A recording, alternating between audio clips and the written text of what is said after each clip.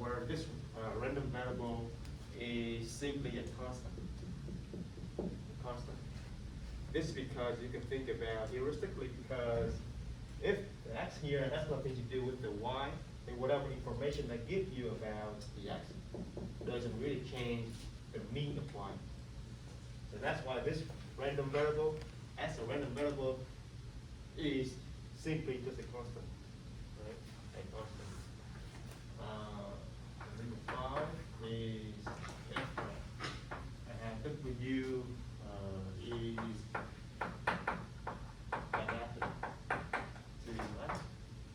Then I have wy condition on x is just w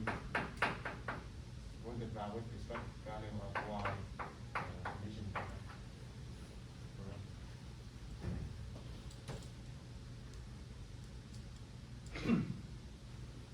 This again, this is another. I mean, everything here can be proved rigorously, but this could be explained heuristically. Is that if the w is adapted to x, that means if I tell you the information on x, w is simply a constant. Okay. If I tell you x, then w is constant, and so being a constant, it could be pulled out of the expected value. I mean, that is just a heuristic explanation. But if you want to prove that rigorously, you got to go with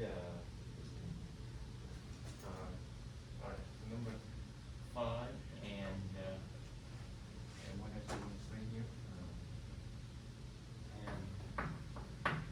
Well, so this should be something W just condition on W condition on X.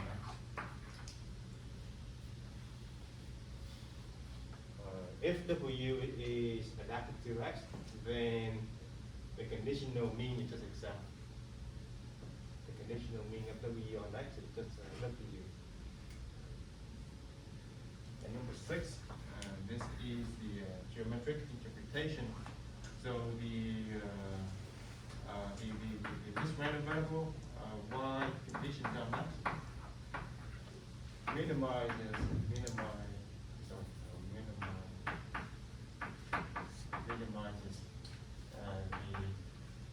the problem,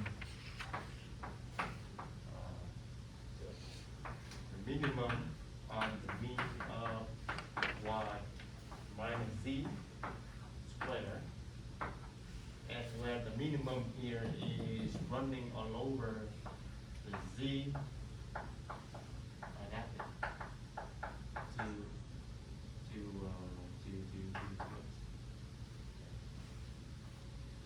and so I'm looking at this square, the mean square problem, and I'm going to minimize on every random variable z adapted to x. And that minimizer is exactly this conditional expectation. So that explains the picture that I just drew the other day. You have a y outside. This is the plane. We define as the plane of x, information on x. And so if I project vertically, then this random variable here is exactly like condition. Because if I you have so this could, if I have another z right here inside of this plane.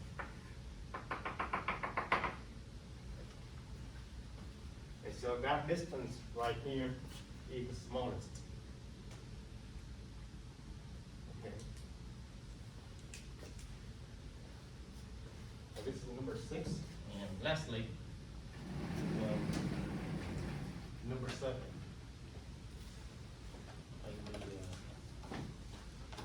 I wanted to write it. I guess let me just try to squeeze into this space. Let me try to squeeze it. The z to x. And number 7, if phi is convex, then we have the inequality. I have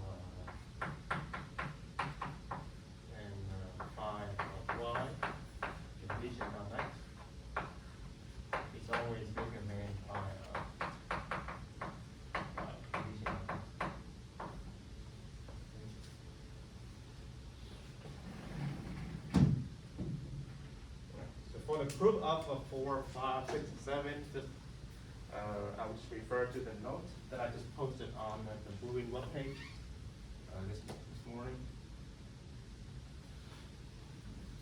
What I'm going to write, I'm going to keep this forward so I can refer back. Right. So now let me move on to 5.2. Morgan. Okay. Let's start off with the definition one. Given a random variable, a sequence, say a sequence of a random variable x and right? A sequence of random variables and not and one right, is called a Morgan with respect to the sequence at n if for all n we have the following. The conditional expectation of m plus 1 it follows. So we have from A, the mean of Mn is supposed to be finite. Alright. B, Mn is adaptive to the sequence from x, well I guess if I'm counting from 0 to s0, s1, up to the same. And C, the last property, the Martingale property, the conditional expectation of Mn plus 1, given information from xn, say x0 up to xn, this is equal. Okay.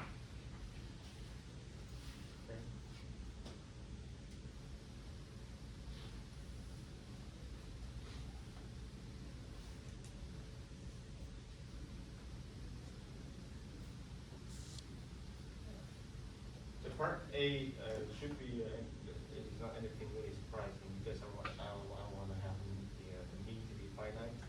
Part B, that is to say, if I tell you the information of any trajectory from x0 to xn, right, then this has to be a constant. So this is just kind of like a, if you think about this as kind of like what a multi-variable. It doesn't have to be just a single variable like to be a bowl, right? It could be, bivariate or multi-variable, a multi-dimensional variable. And so if I fix any trajectory, then this has to be a constant. And lastly, the most important property is if I give you the information from, again, up to the current moment, then information of the next step has to be exactly the answer.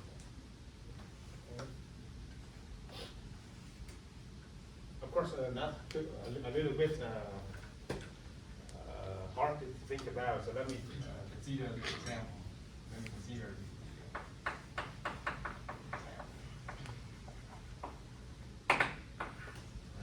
illustrate the idea. So let me consider x of n. Consider here x n is a random walk. So let me consider x n here is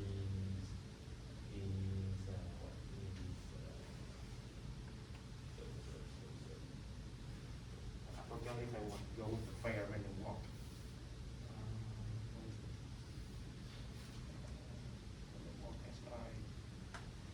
Okay, so I want to have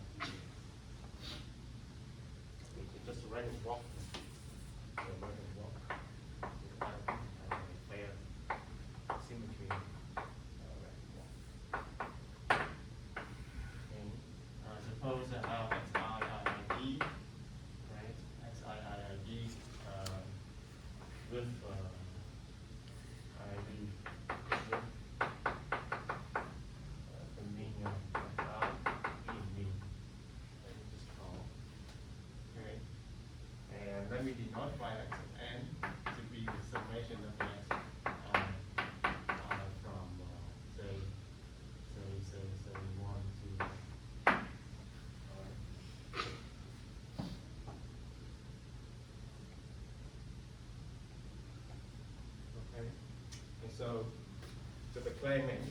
So the claim is if I denote by Mn, it will be Sn minus Nu.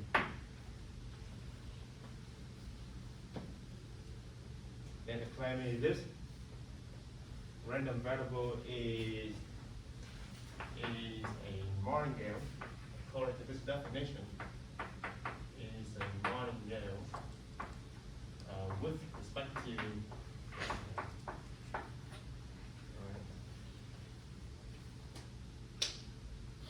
to see this.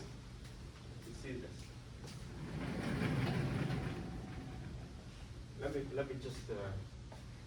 So apparently I don't have to worry about part A. All right. So let me just worry about part B. And when it's adapted to this sequence, is that true? So part B, right? So check. So check part B. Mn is adapted to Xn. Why is that?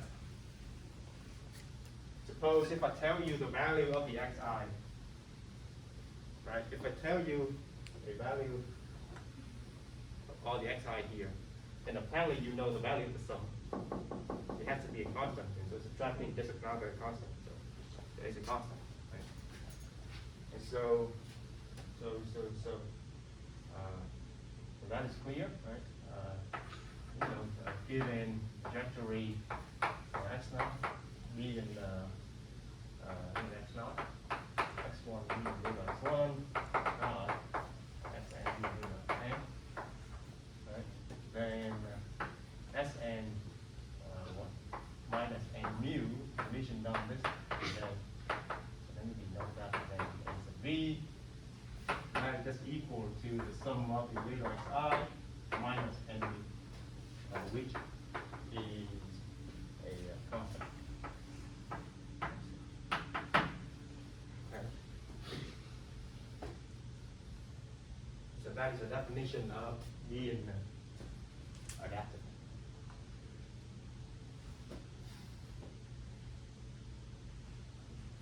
So that shouldn't be anything really surprising. The number C.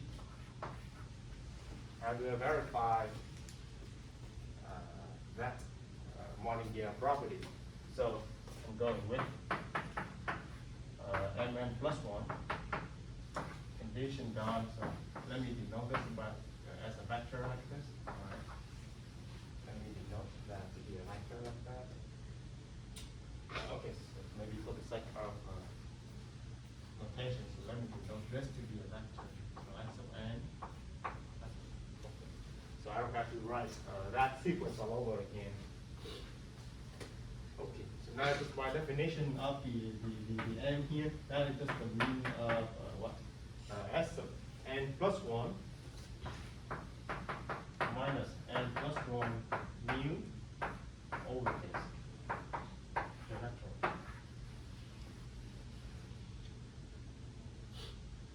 Okay. So next, I'm going to decompose the Sn plus 1 into this. So Xn plus 1 plus Sn minus n plus 1 mu division down that side. Okay.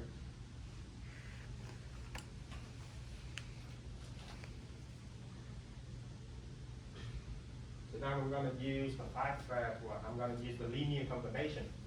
The linear combination, which is property 3, linear combination. So now I can split everything. So let me split. So I have xn plus 1, addition down this vector. Then I have Sn, vector, and then minus n plus 1 mu.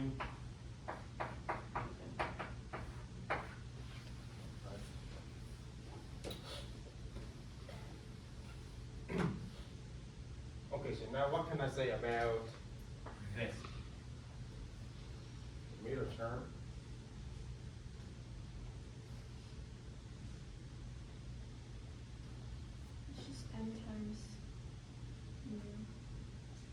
it is x of n, actually, right here. If W is adapted to x, then conditional occupation are actually just W itself. Right. So exactly the case here. If I give, apparently the sum of the xi is adapted to the xn vector. Because if I tell you this information, then you know xn, exactly what we just discussed here. So this is equal to s of n, right? Yeah. This is similarly just a constant. So that is just minus n plus 1 mu. All right. How about this? Mu.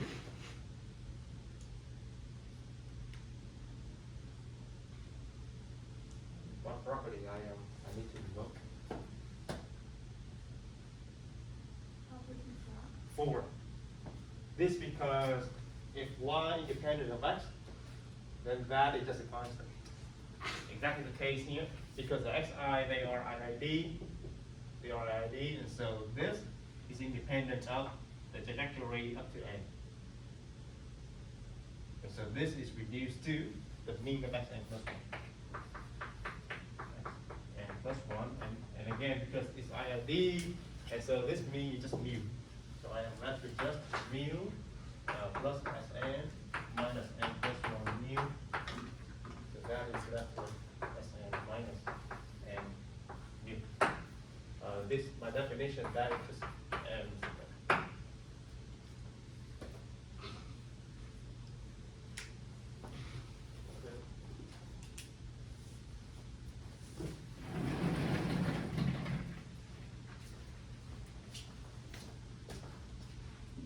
Any question?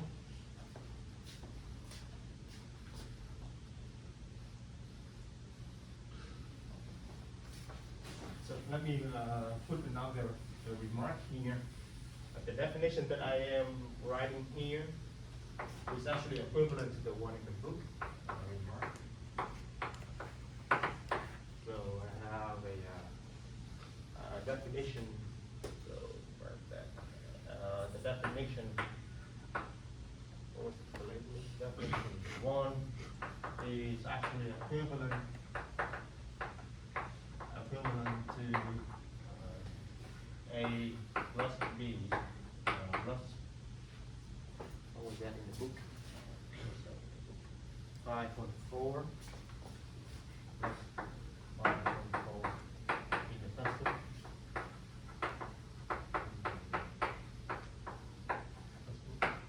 Namely, here and here, 5.4 is stated as follows. Through the directory as follows. So for all trajectory, for all a v, which is x and v 0 at n, x naught v 0 x naught, right? I have mn plus 1 minus mn addition dot nv is 0.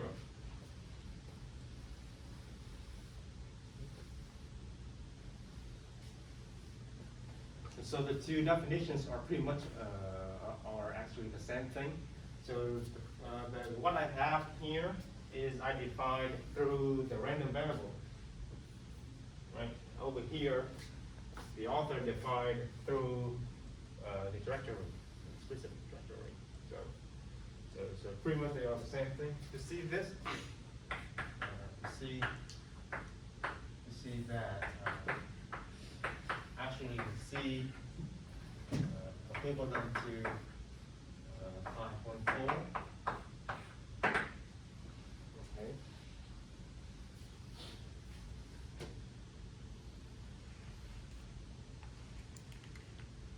So which one do I want to go first? Maybe let me go with the C implying 5.4. So one direction. C implies 5.4. Okay. should be clear, right? By definition, this random variable, right, is exactly the answer man.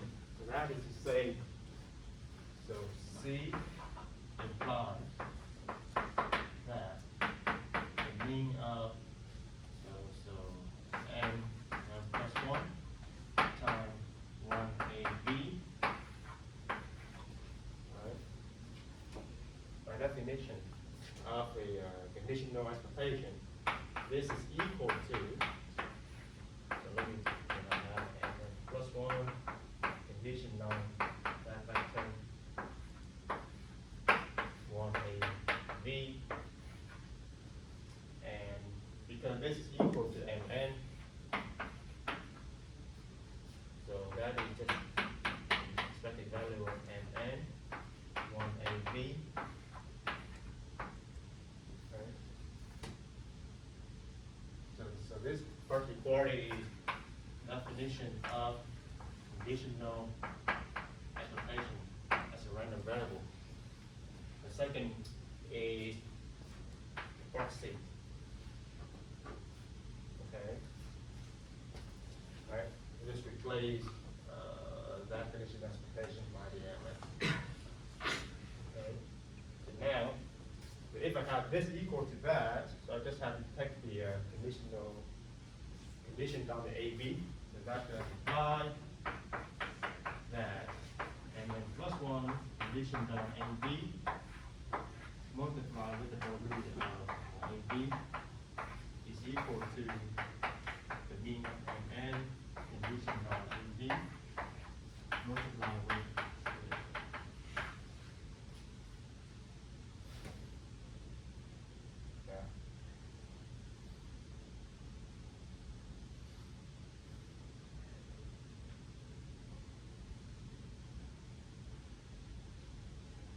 because this expected value here is equal to this, and the same thing on the right hand side. And so get rid of the AB, the common term that I have left. So that is 5.4. So that implies this 5.4. And as you can see, actually you can go backwards as well. You can start from here, right? And you can start from here. You multiply through by AB, right? You end up with this is equal to that. But if that holds for AB, then that is the same as saying mn has to be equal to this.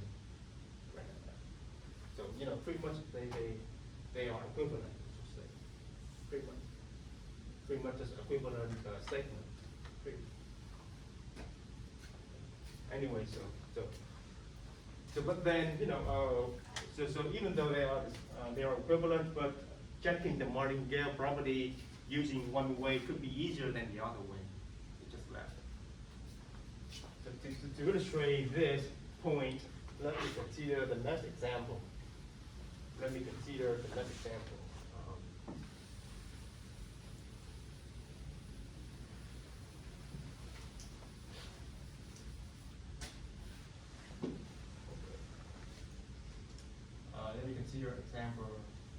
What did I call it here? Is that A01?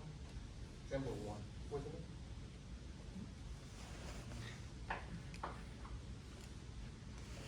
Okay, example 2. So consider, suppose how xn now is a Markov chain. Okay, a Markov chain with transition from a P discrete. Okay, maybe an example of discrete Markov chain with transition P.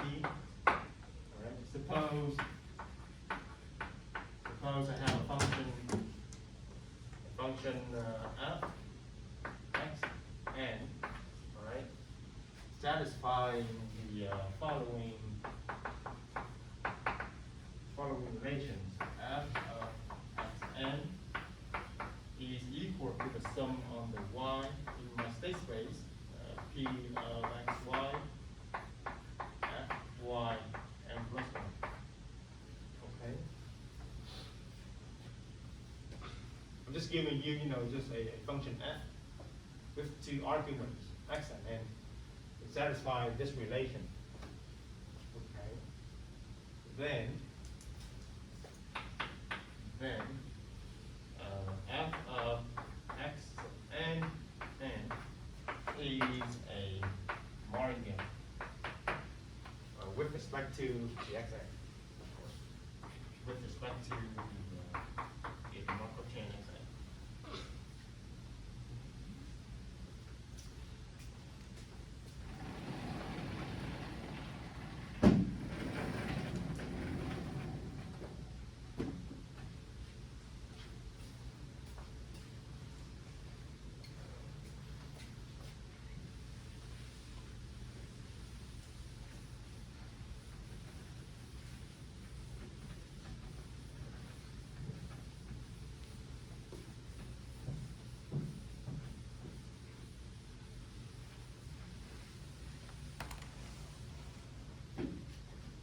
Okay, so the first thing is,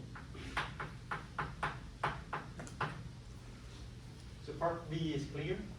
It is adapted to the sequence from x naught to xn. It's clear. You get just a function of xn. So if I tell you x of n, then you know the value of that function n. So that should be clear. So now the part C is, because this is clear. This is clear. Okay, so now for C, I would go with this 5.4 property, right? So need to show what? For any AV, so for any directory from xn to middle n, x not being middle x not, I need to show basically what? The mean of f xn plus 1 and plus 1, what I'm subtracting, so maybe let me write this way. Condition dot AB, okay, is equal to f of xn. Condition dot, okay.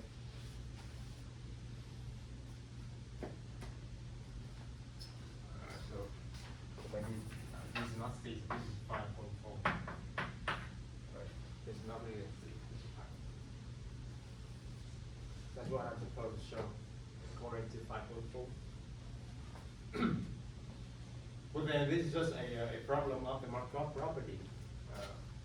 So I will start with the left-hand side. Left-hand side. By Markov property, there's just f of xn plus 1 and plus 1 conditioned on xn being middle xn. Right? Okay. This is just Markov property.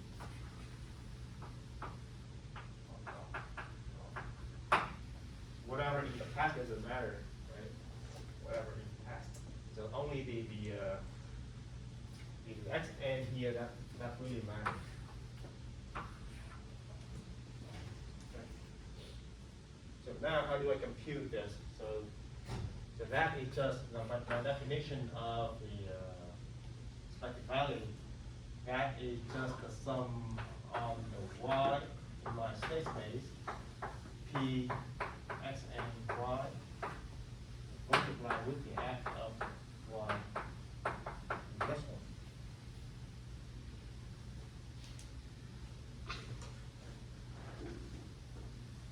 Okay.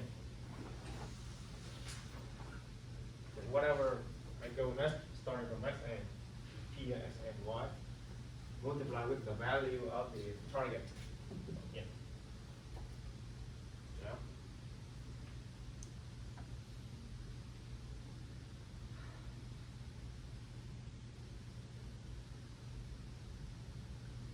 Is that clear? I mean, I hope I'm a little confused. It's the definition of this expected value. I have not employed any about the probability of the function f. I have not.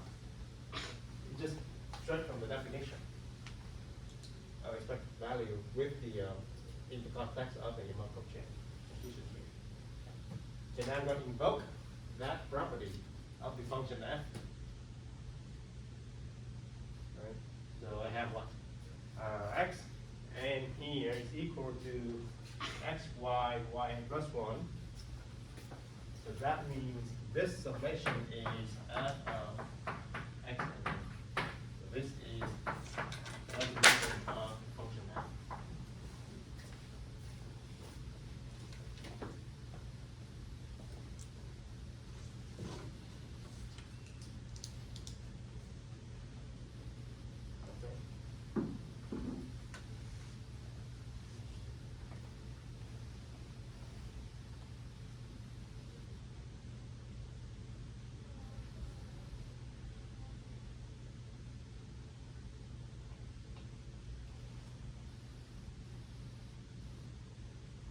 And so what is this though?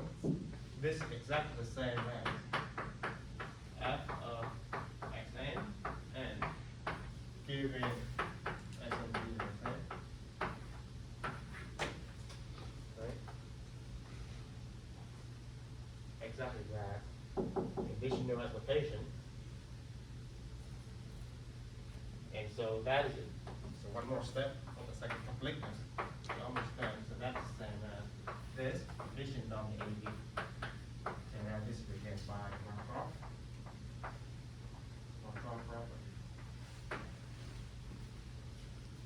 Okay. Which is the right hand side of the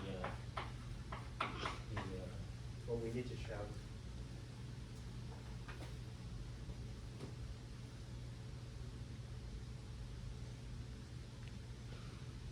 Okay.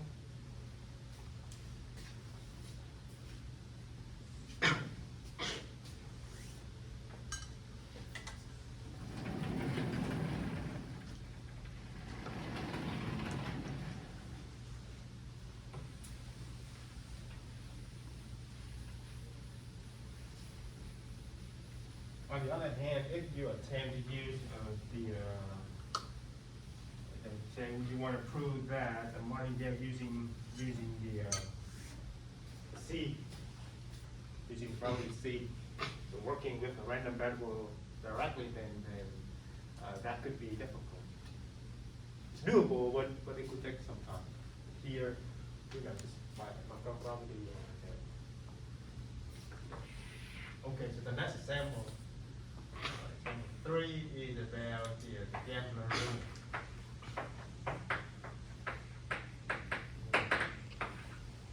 Recalling I have a game, right? So, what was that?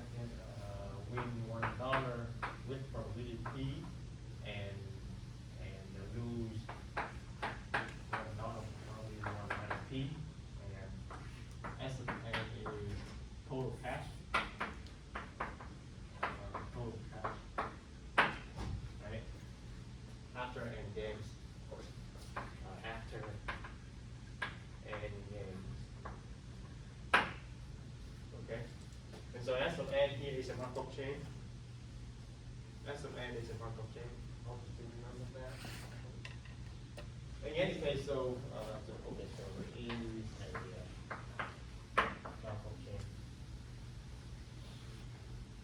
And so let me consider Mn to be 1 minus P over the P right to the Sn.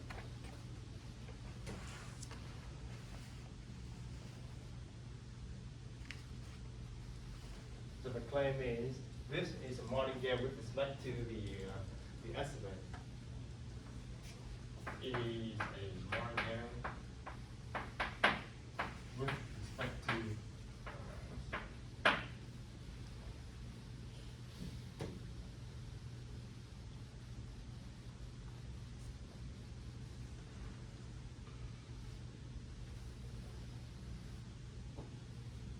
so what I'm about to so there are two ways to do this. 2 ways. Let me invoke part 2 for a rigorous way. So let me say this is method 1. Let me invoke the function f. So let me call x n. All right, to be 1 minus p over the p.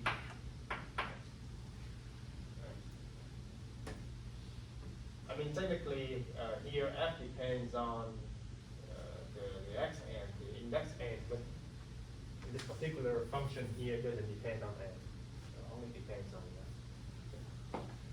Anyway, so I'm going to verify whether f satisfies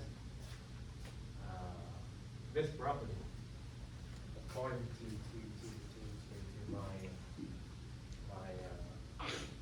Markov chain here. So I have f of n. So we move to another. Give me some space here. So I guess where do you want to do this?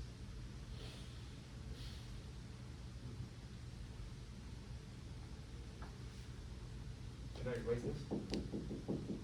No.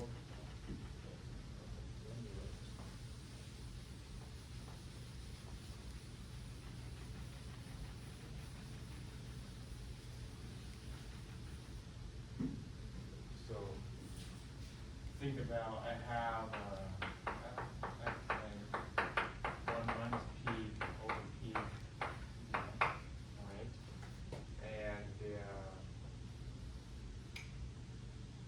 think about summation of the property of x, y, f, y, and plus one, right? But here y is in the state space of the total cache. Okay, so what could the y be? If I know the cache is x, total cache right now is x, what could the value of y? Where can it go? That's in that Markov chain, in that Gamble rule. I could only either go up $1 or go down $1. Right? Yeah. And so this, even though I'm counting the sum on the x here, which looks very intimidating, but actually that is just px, x plus 1. And I have f of x plus 1 and plus 1 plus the transition matrix from x going down $1, f x and x minus 1 and yeah. Okay, so now it's plug in. I'm going up with p, I'm going down with 1 minus p. So that is p, plug it in here. According to my definition of the f, that is 1 minus p over the p, x plus 1. And the place where I'm going down is 1 minus p. I'm losing $1 with 1 minus p probability, and 1 minus p, x minus 1. Okay.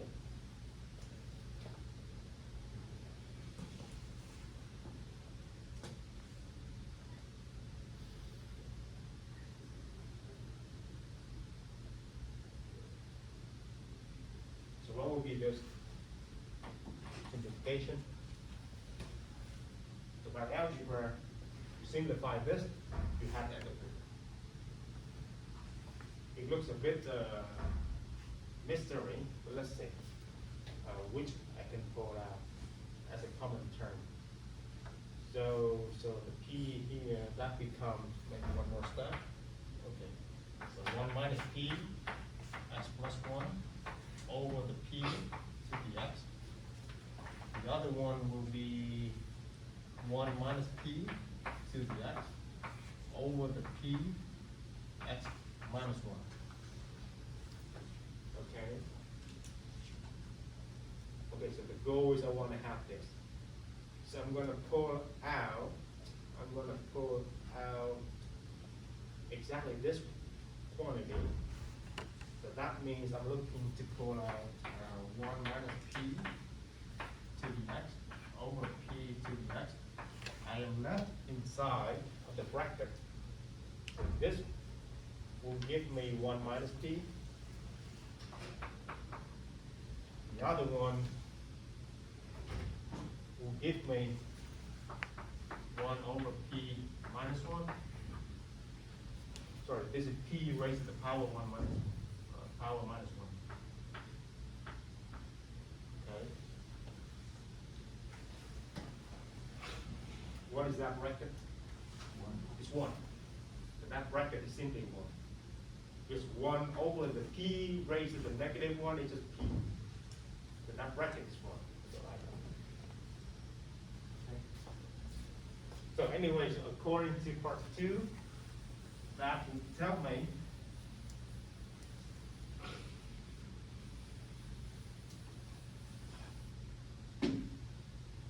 so hence, right? Hence example 2 implies f of what? The total cash 1 minus p over p. That's a. P is a margin.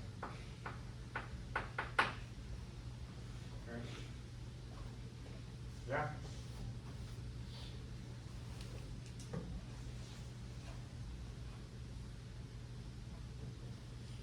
So this is the method number 1, a kind of rigorous way. The method 2 is a more heuristic approach. Directly on the random variable. So what do I want to prove? I want to prove, I want to prove this. 1 minus p to the p s n plus 1 given xn, x0. Okay. The goal is I'm trying to simplify this. So you was to think about it this way, so heuristically, right? So by the Markov property, this as a random variable here only depends on x of n. Whatever from x0 to xn minus 1 doesn't matter. So this is equal to 1 minus p xn plus 1 condition down xn. Okay. So now, if I tell you x of n, what could the value of xn plus 1? The same idea, right? If I know the total cash right now, the next total cash will have to be either xn going up or xn going down with the corresponding probability. So,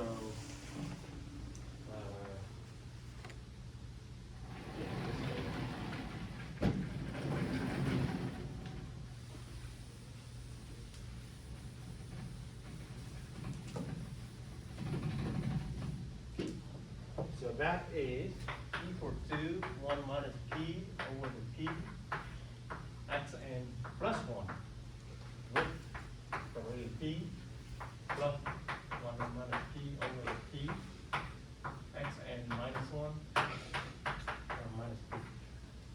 Right. This could be explained as heuristically, given the total cash right now, then xn plus 1 is either n plus 1 probably p or losing $1 with the corresponding. Okay.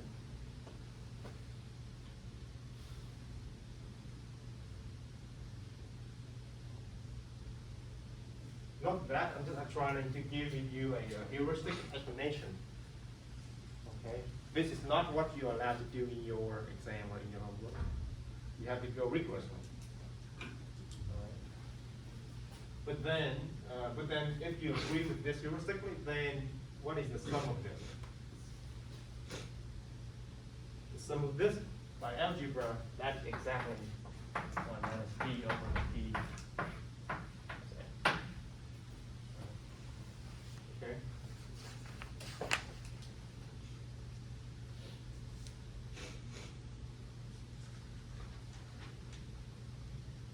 Pretty much of the same algebra as in that right here. Pretty much the same thing. Same thing starting from here. So start from here, I get to this. So here, pretty much the same. Okay? Alright. So well,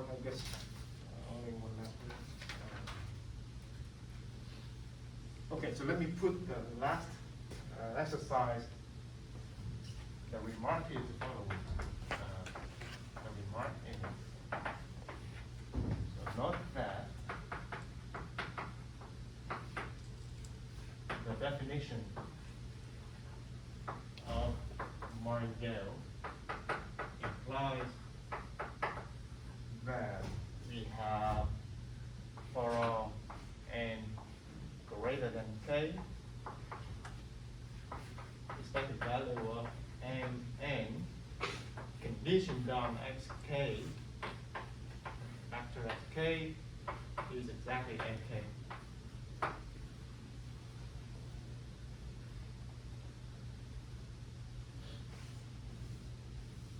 So if you look back on the definition of the martingale, I only move in one step.